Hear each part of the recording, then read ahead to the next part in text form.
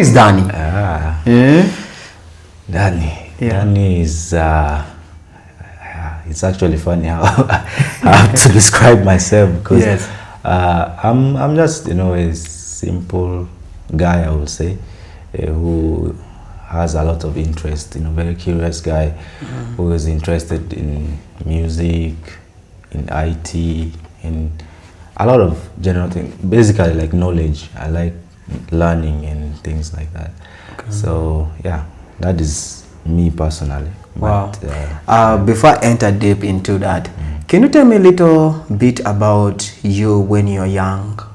Where did you grow up from and up to now where you are?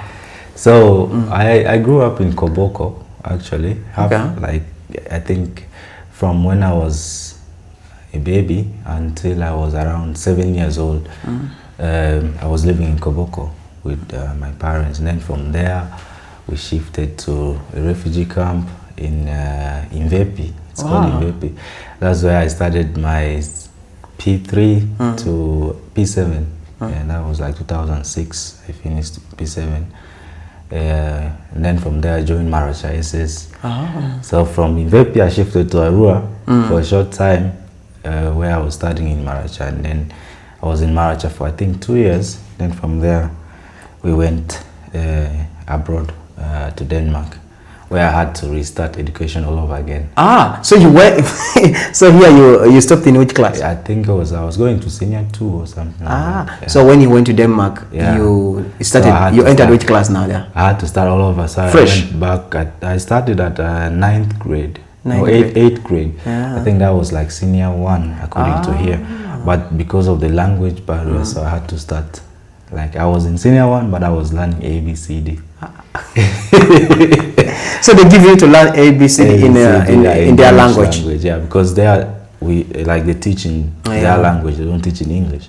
So basically, my education here became useless. I had to start all over again. Yeah. So they don't consider this education here? No, it's not good enough according to them. So people in Denmark, which language do they speak? I speak Danish. Danish. Yeah, so can you speak Danish? Yeah, fluent. How do you greet in Danish?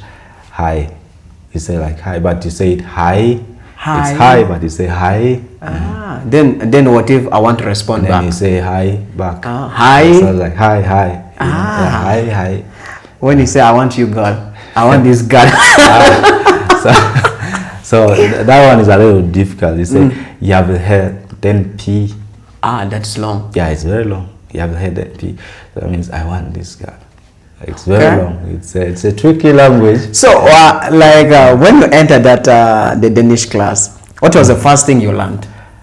It's actually funny. Yeah, the first thing I learned, like kids, basically we are young, so they always teach you the bad things first. So, what is that bad thing you learned? The first bad thing you learned in Danish? Like fuck die, it's like fuck you, You can understand that the fuck is the same like English, but they say it's no, that's not it, we mean something is like hi or something. So the first response, like the first person I said hi to in Danish, I said, like fuck you technically. So Danish sound like English? Yeah, some words are borrowed from English. Just the, yeah, some words are borrowed from English, but they also have their own dialect. So where we stayed when I came there, we stayed like in the northern part of the country, so not in the capital. Yeah. And in the northern, it's like a village, Yeah. There's cities, but it's like considered a village according to those who live in the city. Yeah. Yeah, like in the capital city, they see the northern part is a village, because people there, they speak like very heavy dialect, like their tongue is very heavy. Their Danish is even, some people in the city don't understand those ones who live in the northern side. So that's where I grew up, but I think that's where I spent most of my time from 13 years until now. No, until I was 20 something, because now I live in the city in Copenhagen when I finished my university, so I had to move away to change environment, so it's easier to get a job also, and explore and start a new life. But yeah, Danish is one of the most difficult countries, languages to learn. To learn. So it was really, really difficult to learn. It was hard. It took you how many years for you to start speaking really well? I think maybe like a year and a half for me to speak well. But that was fast. The thing is, I'm good with languages, by the way. That's I think that's my advantage, because I learn languages very fast. Like I learn like babies, you know how they learn with sign languages. So when I was 3 months in the country, I could already understand some of the basic things that people are talking. But speaking was the problem, because you have to twist your tongue some certain way, and you know, like with our African accent, you sound very stupid. Like sometimes when you say some things, you'll be like, people will judge me, or they will say this, or they will say that. So I was a little bit, you know, like shy to speak, and I didn't like being there actually the first 3 years. You want to come back to Africa? I wanted to come back to Africa. Because things were hard, or what? First of all, like the idea of starting all over a language you don't understand, and then there's like, you have to make new friends. You have your friends that you already know, you know, you already have a base when you're in like senior. You already have a base. You have friends. You even have girlfriends. Those things. Now you go there, different environment, different culture. Most of the time, you guys are indoors. You don't go out so much. You're only friends with your classmates in school. But as soon as everyone is going home, they don't know you don't know them. So you don't communicate. You just come home and you're indoors most of the time. So it became very depressing for me as a child. I was always wishing of coming back, but with time you stay. So after you getting learning about the place, learning about the language, did you ever felt also like, oh my God, I'm not coming back to Africa? Actually, no. I haven't, because I think the thing is about the experience that I had here before going, because like I said, I went when I was already in secondary school, so I already had some advantages and disadvantages of being in Africa. So I've already tried life in Africa. So then going there is like total different opposite of the lifestyle that we have here. So it was quite, you know, I was missing a lot back. A lot back. I was wishing, like, you know, things were a little bit like here, but it's completely different. So there was a period where, you know, I now have these friends where we play football all the time. We go to tournaments. So it was fun. Now I started forgetting, you know, about Africa, a bit about the friends here. But then I think a big U-turn came when I decided to come back here in 2014. I think 14 or 15. After being there for like 9 years. So when I came back, that's where I was like, wow, this is the life, you know, I'm missing something. You know, like, it's like reconnecting. Like, boom, you get connected very fast. And then you'll be like, people are so friendly, and you know, you can be out, you can just, you know, say hi to everyone. You know, there my neighbor like this, I don't know my neighbor's name. You cannot know your neighbor's name. You can be neighbors for 5 years, 10 years. You don't know who they are. You know, because everyone is minding their business. Just hello. You meet in the elevator, just hello, bye, you're going. You get very hard life. People are very closed, you know, and they don't like to open up. They're not so friendly, like welcoming. Why? Why do you think so? I think it's about their culture, because the culture there is mostly like a kind of, I consider it a very selfish culture, where you only have to think about yourself and not about your brother, your father, your grandfather, or whatever. Everyone for themselves. So that's how kids are taught from early age. Like even sharing things like candy, you can't share your candy with anyone. You cannot share. This is mine. I have to eat it myself. Like if you come and visit me like you came now, I will not offer you anything to drink. Why? Because if you haven't made an appointment with me, then you're not in my budget today, so I'm not giving you anything. I will drink, we will sit, we will talk, but I'm the one drinking, I'm the one eating, you're just accompanying me. But when you look into that and then back home, like in Africa, it's like, man, we are selfish. Yeah, exactly. But there they are proud to be selfish. That's the crazy part. Like people are proud. They'll be like, yes, I'm selfish. You know, they even feel more empowered saying that they are selfish than being friendly. I will tell you like a short story. When I was now in high school, in college, I think. I was in college. So it was my first week in college, Then I came with these candies, you know, like to sit in class, we were eating candies and having lessons. And then one of my friends, he became my good friend actually, was sitting next to me and he's like, can I taste your candy? And I'm like, yeah. Then I gave him. Then the other guy said, can I taste? And then I shared with them, we ate.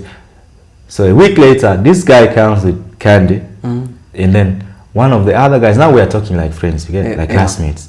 Then the other guy asked, can I taste? He's like, no. But he has like this amount of candy. And then he literally just looked the guy in the eye and said no. And then me, I was there like, how can you say no? You have a lot. You can't like share. Give even one to your friend. He's like, no, if he wants, let him go and buy his own.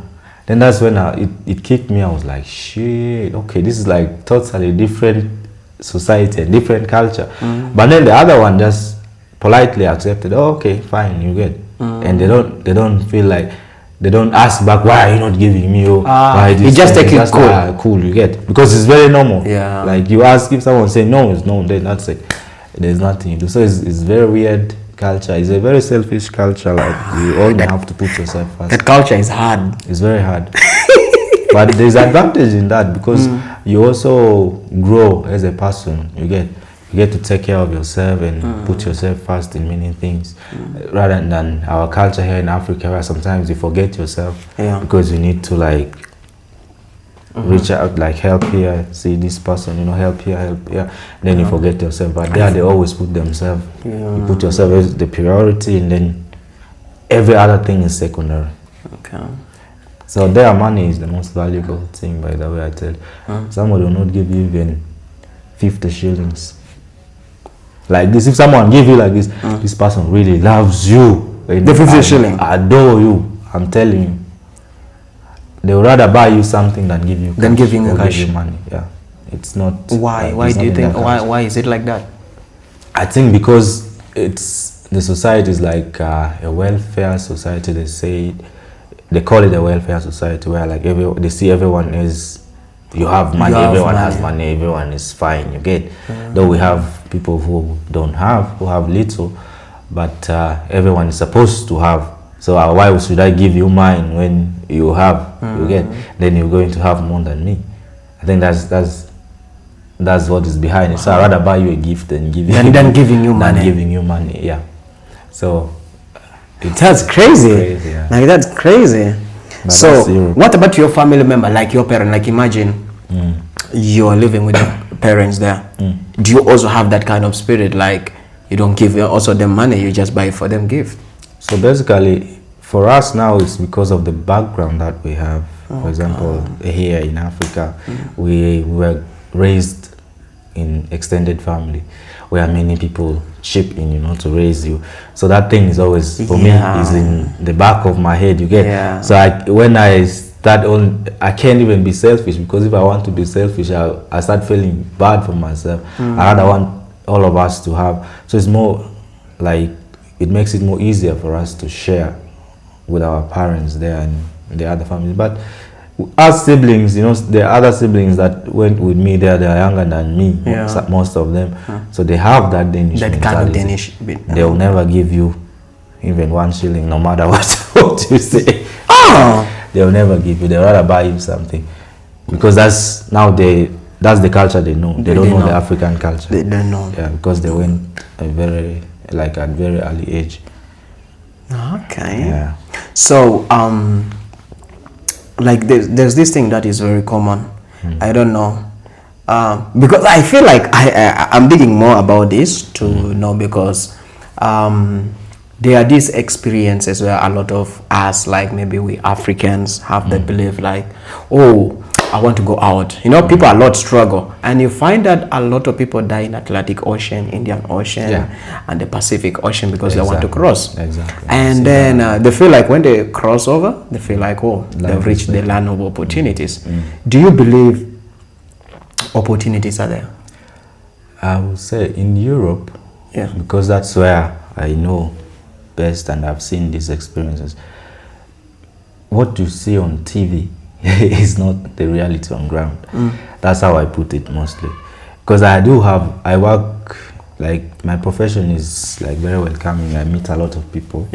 And I used to do also some activist work and things like that. So I meet a lot of different people from different backgrounds, mostly from West Africa. Those ones who like to, you know, risk their life via Libya. You hear their stories, maybe they have been in prison for 6 months. Then from there they cross the desert, blah blah, and then reach. Yeah, there are many who go, but I will be honest with you, I will say less than 1% of these people make it in life there in Europe.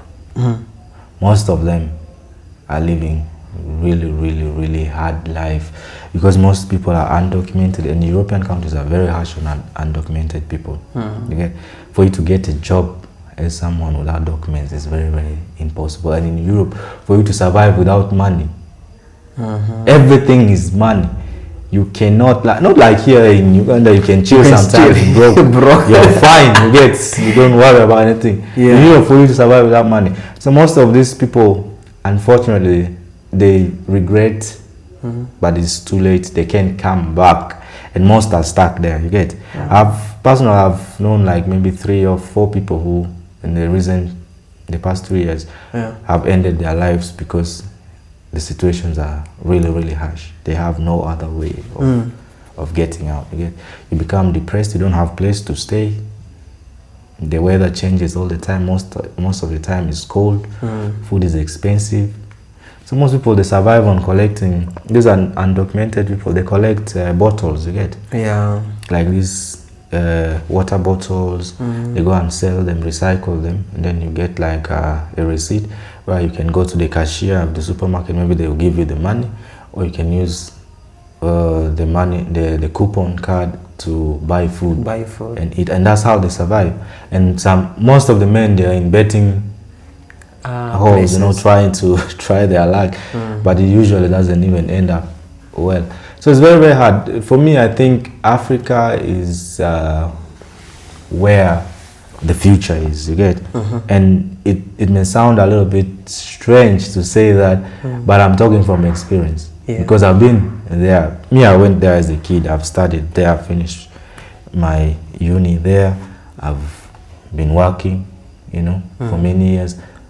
But that society is not built for our kind of people, like us Africans. It's not built for us. Europe is not built for Africans. It's built for indigenous people who are there, or kids who are born there into the culture. You get? But you, who is not born there, you will try to fit in, but it's impossible. You feel like you're in a prison in your own house. You get? That's how you feel, to be honest. So many people there, they are really struggling. And now, like in a country like Denmark, I have friends actually who are undocumented, but they use other people's documents to work. You get? Where like maybe I give you my papers, I go and look for a job, and then you come and work as me. You get? So in the workplace, they'll think that you are me.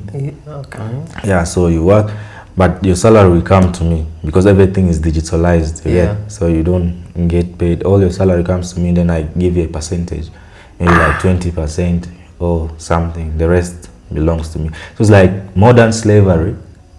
And black people are doing that to themselves, mostly there in Europe, especially people from West Africa. Sorry to say that, but it's the truth. Or from Nigeria, mostly Nigerian people.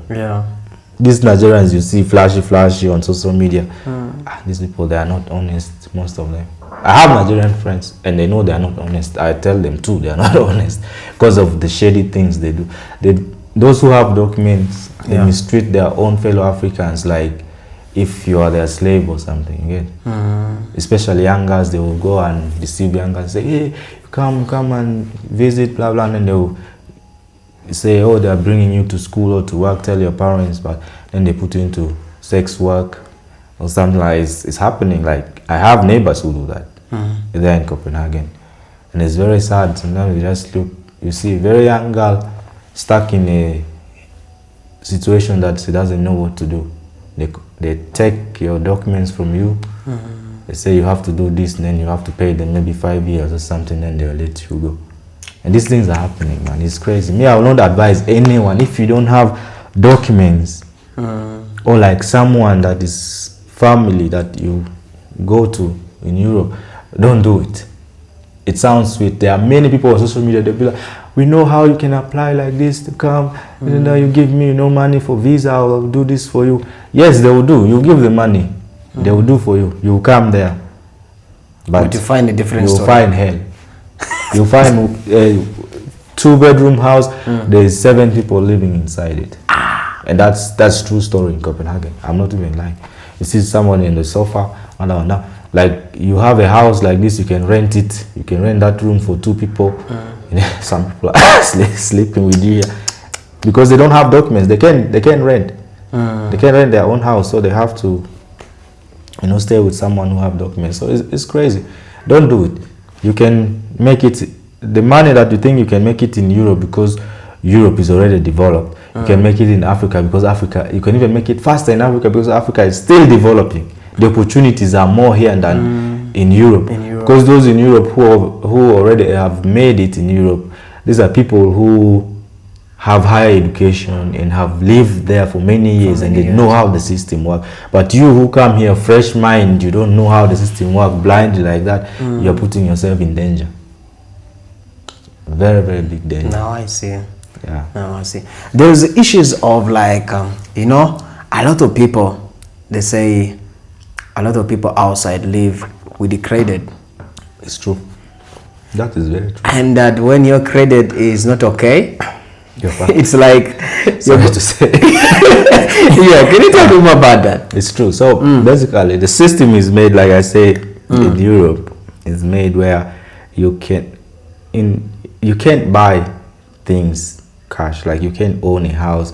Like here in Uganda, you can literally just put 100 million and say, I buy this house, or 50 million, I build a house, or I buy this house, or I buy this car. You cannot do that in Europe. The way they have made the system is everything has to be literally on credit. We call it abonnement in Danish, like abonnement, where installment payment. You get like leasing, you're leasing things. Yeah. You don't get to own it. So you can buy a car, but you're leasing the car for maybe 5 years or 6 years, where you're paying maybe like 3 million every month until you finish. You can't pay cash. So at the end of the day, you're always in debt because even your TV, you're paying it monthly. Your phone, you're paying it monthly. Every single thing in your house, almost, you're paying it. Like you're in debt. Your bank is always taking here with interest. I had a friend who is called Johnny from US. Once he went to buy a car, so he came with like a stack of cash, you know. So the car dealer and say, I want this car. I think it was Audi A4 when it first came out. Yeah. You know, the car dealer called the police Yeah. on him. Yeah. Say, there's a man here with a lot of money. He wants to buy this thing cash. You guys could come and investigate him. Yeah. Because it's not allowed. Like, who are you to do that? They'll be like, that's strange. It's not in their culture. So you have to make a plan. Even if you have the money, you have to pay. Have the money, payment plan. Slow. So after paying slow, do you own those things? Yeah, so basically there's leasing, then there's where like you pay it off, you can own the thing. But it depends now on the price and on your preference, because if it's a car that costs like 100 million, then you have to maybe pay it off for like 8 years or something like that. Reaching that time, the car is already outdated, you know, you want another one. So now the system that they do, so you're just going to continue living like that. So the system that they do is, while you're paying this, it's getting outdated, because every year there's a new car coming out. Just like the iPhones, every year the iPhones are coming out. So the company will offer you that you upgrade your car, you get. So they take the old one and then you continue paying. And then you continue paying. So that's how you're stuck in debt. For the rest of your life, you're just doing like this, exchanging. Unless you want to have a car that's outdated, but who wants to have a car that's outdated? And I believe even maybe the government can like, we don't have now this kind of this version of the car. It's like it's seasonal. This version comes, they sell it off, you can't get it again. Another model comes. So you want to drive an old car. Even at some point, like I think you have, they will even start valuing your car. They'll be like, this car is not safe for the For the road. For the environment or for the road. So you need to get rid of it. So you're forced to do that. Yeah. So it means you have to work every day. Bro, talking about work. Our life is work, sleep, work, eat, sleep, wake up, work, eat, sleep. That's how they calendar. The family there, sometimes I don't see them for 6 months, 3 months, and we're in the same country. Even to call that on the phone like this, sometimes we talk once in 2 months or 3 months. Because schedule is crazy. You don't have life, man. In Europe, there's no life. If anyone thinks I'm lying, you go and experience for yourself. Or ask someone who is in Europe. They will tell you the truth if they don't want to deceive you. But there's no life in Europe apart from work. Like, work. And people find, the funny thing is, people find pride in working. Because you cannot survive without the money. Everything is money. Everything is money. So if you're working, you're very happy. You don't care about any other thing because your money is coming, you get. You're paying your things, you're drinking your alcohol. The high rates of drinking alcohol there is too much, like abnormal. Because that people have to forget their sorrow and your tiredness. So you have to drink yourself to death. Wow. That's why also cancer rate is very high. Because alcohol and cigarettes, and they kill you faster, you get. So just why you find that some of our colleagues, when they come to Africa, they really have fun. Exactly. Why am I stuck here for 10 years? This is why. Because when I go there, things change. You can't even reach me on the phone. I'll be honest with you. You will text me, maybe I'll reply you after 3 weeks or something like that. Sometimes, or even to pick a call, it's very hard for my brothers here and my mom and these ones to reach me sometimes, unless it's very like emergency calls, and then I can answer. So it's like you switch. That's why I decided I was supposed to even go back already. So you extended. I said, let me first chill some more, because when I go now, I'm going to go back and work. All I know is not working. There is no life. Yeah, it's very hard. Wow. So Danny Stormz, I love that part of you, but there is this part of your life. You started doing music. Yeah. So how did the music come in? Was it there? Were you inspired there? I was inspired here, actually. The funny thing is, when I was young, I always loved music. So yes. Growing up, our family used to be like very involved in church. So we had our late brother called Salah, who passed on. He used to be like that choir master guy, you get. So he will involve us all in these church things. Like every evening we are singing gospel, like singing and dancing, and we are going from one camp to another competition. And things like that. So I was always interested in music. Yeah. But then I think my interest grew more when I joined Marata Secondary School. I think back then those of Chameleon music were now becoming good. My favorite artist is Chameleon, by the way. Wow. Like in the entire He is a legend. Yeah, he's a legend. So basically, Chameleon, those Dorothea, those ones, I used to enjoy those music. And then now, back then they used to say, if you're a musician, then you're a magician, you get. So music was like magic. So you are going underwater, or you are doing all these things. Yeah, so I used to fear that. Yeah, I used to fear that. But then the funny thing is, J.M. Kennedy. There's this legend here in Arua called J.M. Kennedy. Man, when he released, I think the song was Aikoro or something like that. Aikoro married him or something like that. I was like in Maracha, bro. Those songs were hit. They were huge. Then Mr. Lengs now. There's this guy called Mr. Lengs. I don't know if you know him. Yeah, I know him. He's also a legend. He was the first Kakwa to start singing, like Bondi Kweni, something like that. Those ones. Now I'm like, man, if you can do it, you can do it. I can do it too. So me and my good friend, my childhood friend, is called Banga, like G Bangs, we call him. Yeah. I met him in Mount. So me and him, we said one day, we were like, we need to start doing music, man, because we like this thing of music. Yeah. So actually I took one of my textbooks, then I started writing music, but my inspiration was mostly from like listening other people's music. Mostly when we are kids, There's that thing where you have to write love letters. You have to dedicate a song to your girlfriend. And then we used to listen to Westlife. Those ones. Then you take some lyrics. And then you write them in a letter, and then you send your girlfriend. You draw some hearts. I used to be master in that. So from there, I got already my inspiration. That's how I learned how to write music. By the way.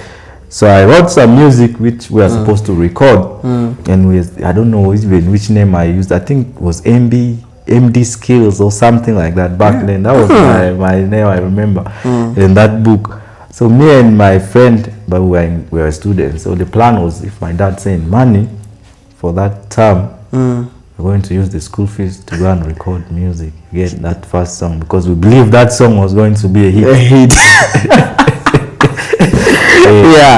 But then, the funny part is that the money did not come because I had to go. My dad decided to take us away. So I left my books, all those things, like old school things I left here. Even that book, I forgot it here. But when I went to Europe, then that's when I discovered hip-hop music. I listened, hip-hop was raging there. Those of 50 Cent and these ones, those of Ja Rule. So I was like, damn. That's nice. I used to this guy Michael Rose. I used to do those breakdance. Yo, guy's a king. Guy. So when I went there, I was even mimicking his songs. You get? So I would send them. My friends are like, "Hey, are you the one singing this?" I'm like, "Yeah, that's me, bro." I'm like, "Yeah, that's me." These things are still on YouTube, but I'll not show you. So I have videos of those things on YouTube where I used to mimic Michael Rose songs. But then slowly, so I bought my first equipment. I got my first computer, and then I bought a mic, USB mic, where you just plug it in. So there was this program, I don't know the name now, music program that I started learning how to record myself from it. So I'll go to YouTube, I will find beats of my favorite songs. Then I'll put them. Then I'll press record, and then I'll start singing. But then from there, I said, let me try to make beats myself, also small, So I started learning. And then there, Facebook started booming. I was posting a lot on Facebook, like those freestyles. They were really horrible, by the way. I'll be honest with you, because I didn't know what I was doing. But it was learning process. So I was doing it for like a year, and I started gaining some people, following me. I used to change my name. Whenever I feel like I'm better, I will now change my name. I will change my name to another name. Change my name to another name. So then I reconnected with my friend G Bangs again, the one from Maracha that we were supposed to start music together.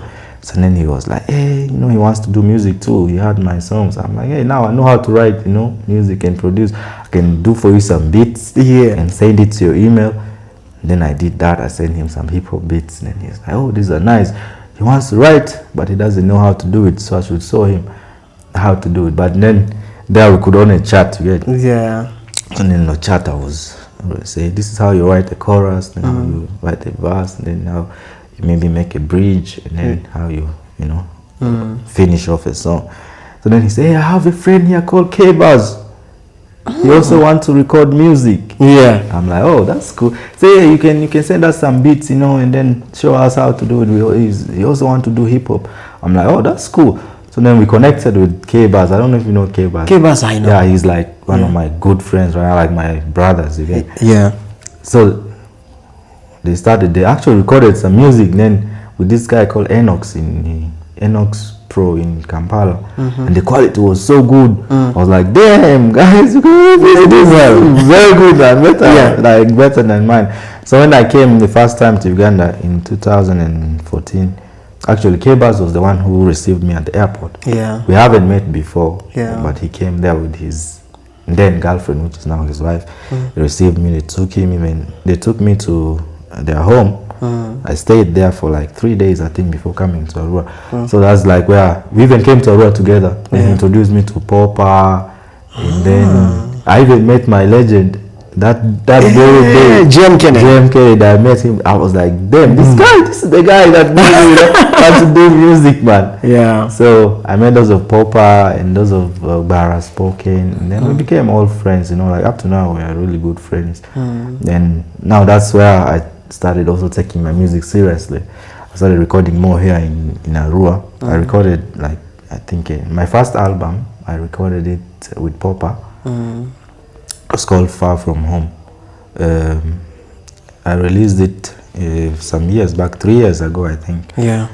So that's how I took the music now into next level. I transformed from hip hop to now Afro beats, like African music more, because as I was growing, I was starting to think that hip hop is more negative, you know, like too much negative lyrics, and I couldn't really write hip hop songs that are happy. Happy now. I was always dissing people. So I said, let me go back to love, you know, and talk about life. Yeah. So I started focusing on that now. Well, that's nice. That's nice. So, like, when you got established, how was it like, that experience, like being a musician? How did you felt about it? Like you loved it, or you're doing it out of just a passion? I love music. I think music is part of me to always be, because it speaks to me in some type of way. I think it's like therapeutic to me. You get like to make music.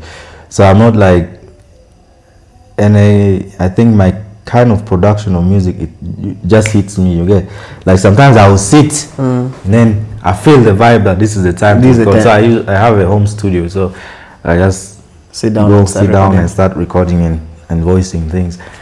So music is my passion, but I don't see myself at this age now as like a full-time musician. Yeah. Because I've seen it in a business perspective, it's not favoring.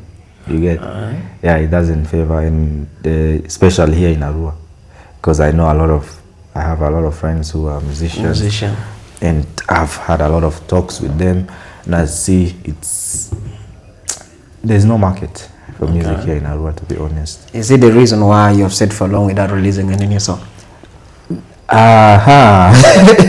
That's not the reason, by the way. Last year I've been a little bit crazy for me, like the past 2 years, because I was transitioning. I left my IT job because I was getting a little bit stressed, and I was going through some, you know, stress and depression kind of period. Yeah. So I said, let me do some freelancing job and try to relax myself. So I was learning different jobs. I was doing now some electrical, like engineering jobs and things like that. I was just chipping from here and there, so I was busy. Basically, that's why I didn't release any music. But I have a lot of music. That is not a lie. I have maybe like 150 songs. Where you have recorded them already? I've recorded a lot of them, and then there are too many freestyles. Sometimes I even forget that is my song. But I've only so far released maybe like 15 songs, like really released. But I have a lot of songs that I've recorded, which are just sitting. I don't really know what to do with them yet. But I actually want to record a new album before I leave Arua. So that means next week. I'm supposed to record next week. Yeah, next week. So this time I'm going to record with Elvis. With Elvis? Yeah. Because I've been also recording with him. Yeah, I think my last few songs were with him. Okay. So he's a very good producer. Like very, very, very good producer and a good guy. One of the... In your album, are you thinking of featuring any musician within? Or it's just going to be you? It's going to be like, I will welcome featuring, because the first album that I released was only me alone. I didn't feature anyone on it. But this time I want to try like to bring some other people in.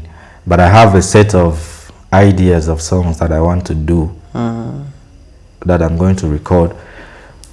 Maybe like 10 tracks like this that I think is going to be like individual, first alone, but I'm going to try to chip in some features. Maybe I would like to do a song with K-Bass.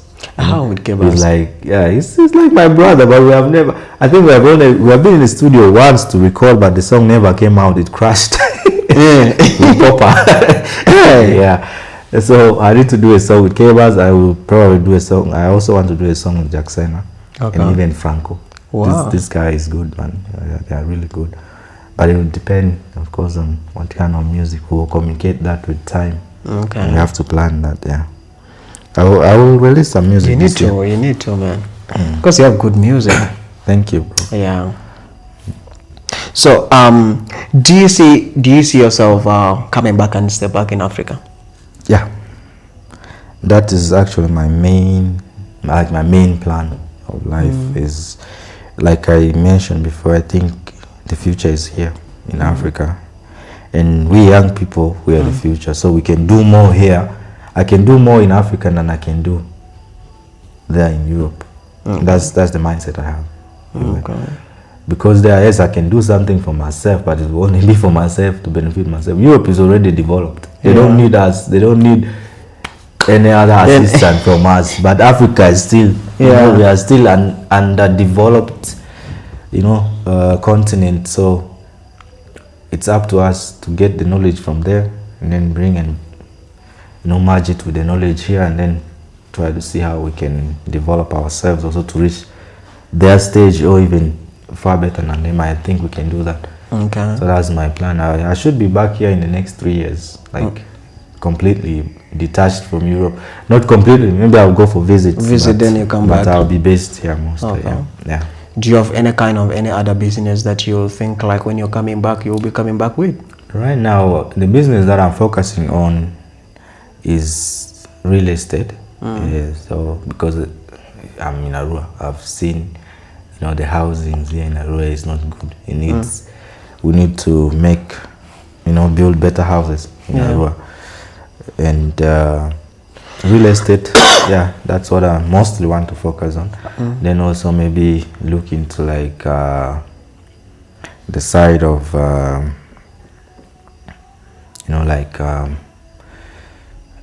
I think I would need to open a school. Okay. I haven't really shared that with anyone, but now I'm sharing it here. I want to open a school, a vocational school. Okay. Because I've seen our school system here is keeping us behind. Now the new syllabus is good that they have changed the system a bit to make it where kids can go out and learn something when they come. That's what I actually wanted to do, and that's what I've been thinking about, and I'm still going to do it. I know there are a lot of people who cannot afford to send their kids until university level, So my school will have to be for those who are less privileged, to try to give them some skills so they can give back to society. Wow. Yeah, that's what it's not about the money, but about the skills and about the society, because Africa needs to what? We need to. So because skills is very powerful. Yeah. I think compared to real education, although education is good, going to the higher level, wherever. Yeah. But for me, I feel like having skills, like for me, even me, I just got to discover this later. I feel like people who have skills are more privileged, compared to those people who go to higher education. That's true. Because now this person has already a hand skill, and he can do something and earns money. Exactly. And when you look into life generally, life is about money. That's true. You get life is about money. It's about money. Even if you study for 25 years, it's still the money you're studying. And then you find that, and it's so funny, where the society we're in. The society where we're in is when you don't have the money, people don't give them any respect about you. That's true. Yeah. So for me, I feel like it's good. But are you going to plan to do it here in Uganda, or you're thinking to do it in South Sudan? In Uganda. In Uganda. My background, of course, is South Sudanese, but I don't really have that connection with the country, to be honest, so far, because politically, I've seen how this environment is. Yes, there are South Sudanese there who are striving, but the country is unstable. It's unstable. And if you do something like that in a place that, there's over 2 million South Sudanese that are refugees right now outside the country. And for us, somebody like me who is born outside because of war, raised outside because now I'm going to have my kids, still there's war going on. So I think the good thing for me is to build a base where there's peace, where I know there's peace, and I know that this is also, you know, Uganda is like home also to me. You get? Yeah. I see Uganda more like home than South Sudan. Yeah, sure. Because of what I'm saying, that I haven't really lived there due to the conflicts that have been going on, insecurities all the time. Yeah. So it makes it very difficult for me. I don't know so many people. I've never been to Juba. I've been to South Sudan 2 times in my life, but only to Yei and then back. Yet like for a week or something like that. Okay. So it's here in Arua. I say Arua is my home. That makes Not sense. even Kampala, but Arua. Arua. So I want to start here, and then with time we'll extend to South Sudan and further, because it's about Africa. It's not about only Uganda. Like the vision that I have is about the whole continent, how we can invest and improve lives of people, you know, around, not only where we are, but extend hands outside. Wow. So yeah, inshallah, with God's help, everything Yeah, will it come has to. as we will try and It has see to where come we to can pass. go. Yeah. One day we shall come back and like, hey, all these things were met in this episode. Exactly, we talked about it here. Yeah. So finally, what is your final remarks that you really want people out there to get to know? Maybe something that you never talked about, a little thing or little advice to any young person out there. I think my advice to young people will be like, the grass is never greener outside there, it's where you are. So basically, you take life serious when you're young. We have this mindset of, when we are young, we say we have to enjoy, we have to go to the clubs every weekend, drink, booze, you know, have all these ladies up and down, spend money. And then when you reach age of 35, 40, that's where you'll be like, oh, now I want to get married and I want to have family, I want to settle. But now your season has passed. Your season of success has passed, because success is seasonal. Like success is seasonal.